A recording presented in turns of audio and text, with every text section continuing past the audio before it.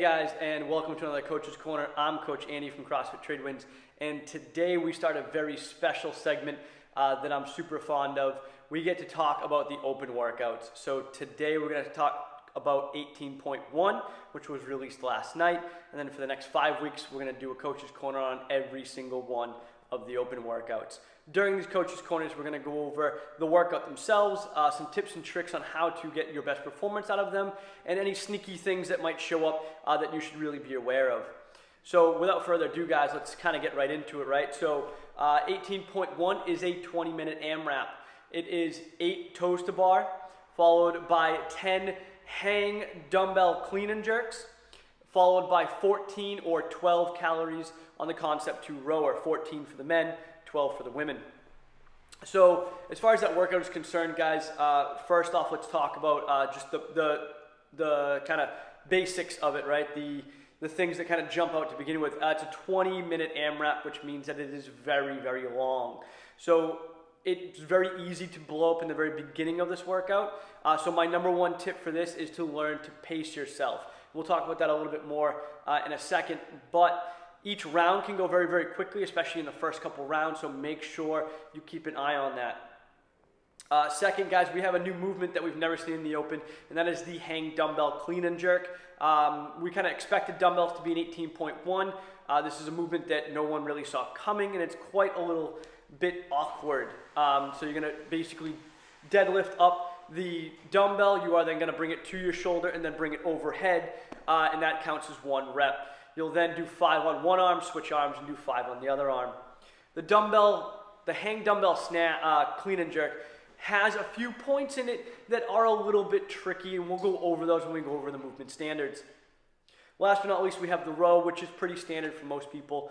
It's pretty easy. Oh, and then the toes to bar, which again, 8 reps is a pretty decent number over the amount of rounds that you guys will be doing. The volume will add up. So as I mentioned already, my number one tip for this workout is to learn how to pace yourself. Making sure that you probably catch your breath on the rower, because that's probably about the only spot you're going to do it.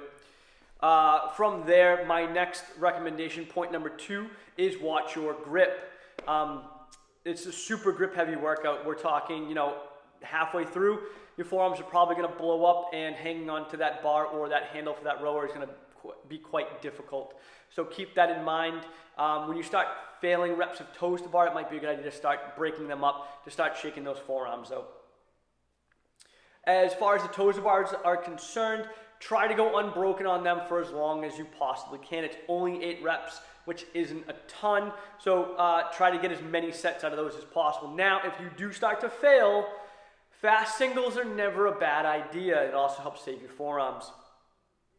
As far as the row is concerned, I look at this as your pretty much rest for the workout. For most people, somewhere between 1,000 to 1,200 pull would be exactly where they want to be. Again, guys, this shouldn't be the taxing part of the workout. This is probably the break. So let's talk about that hang dumbbell clean and jerk. The number one point, guys, make sure you deadlift up that first rep. It needs to come from a deadlift, standing all the way up before you can start bringing it to the shoulder. Secondly, make sure that your other non-working hand is not touching you at all. It's going to be off to the side. Otherwise, it's no rep.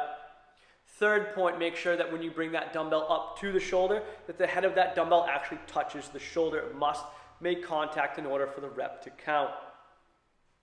Last but not least, getting it overhead, where you guys can do a shoulder press, or push jerk, or even a split jerk. My recommendation for most athletes is going to be a push press or a push jerk, whichever one you're more comfortable with. Neat little interesting factor, as you bring the dumbbell down, you are allowed to use both hands bringing the dumbbell down. There is no standard on where the actual transition from hand to hand needs to take place. Unlike the new standard for the snatch, which needs to take place below the face, there is none that says that for this dumbbell clean and jerk. So you can switch midair, go right back to the hang, and then up for the next set on the other side, or bring it all the way down to the ground on the opposite end of the spectrum. Either one is completely plausible. The other cool thing about the dumbbell clean and jerk that you have to make sure you pay attention to is that it is all 5 reps on one arm, then you switch and do all 5 reps on the other arm.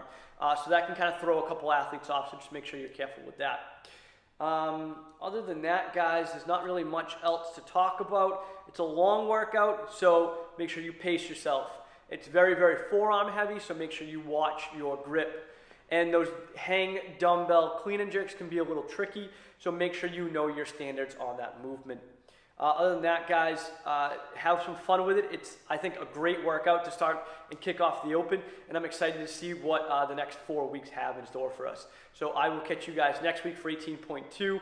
If you have any questions, by all means, please shoot me an email or check us out on the web, CrossFitTradewinds.com. Thanks very much.